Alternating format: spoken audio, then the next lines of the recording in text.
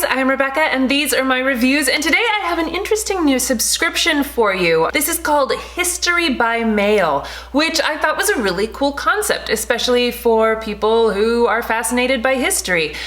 So they sent me a couple of samples. Normally you would just get one letter or pack of letters per box, and it's only $6.99 a month, which I think is a nice inexpensive price for getting some interesting mail. You know, I feel like in these times when most of us are still stuck at home, these sorts of things are exciting, and it's nice that it's not too expensive. So they have different themes. The two that they sent me are, one is from World War II and the other one is from Annie Oakley, which I thought was really cool.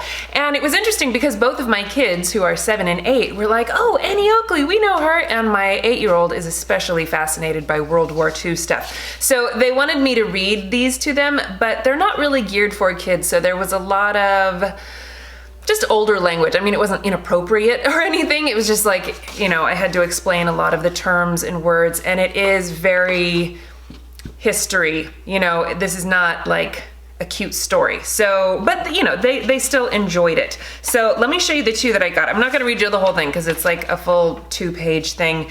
But this one is the letter from Annie Oakley to President McKinley, April 5th, 1898.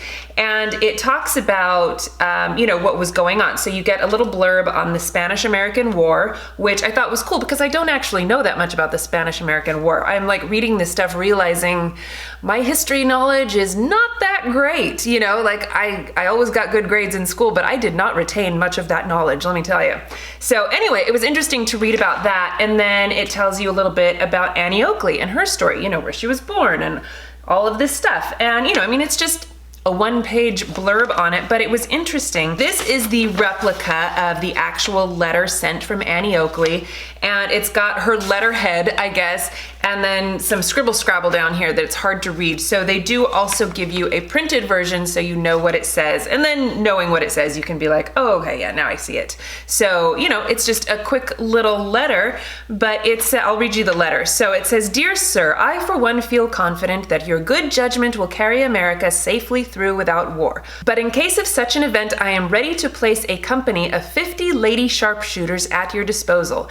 Every one of them will be an American, and as they will furnish their own arms and ammunition, will be little, if any, expense to the government. Very truly, Annie Oakley." They did end up declining her offer because at that time women were not allowed in the military, but it was, you know, kind of a cool thing. So that was the Annie Oakley one, which I thought was really neat. And then the other one is Eisenhower's Order of the Day and Sketch of D-Day Platoon Leader, June 6th, 1944.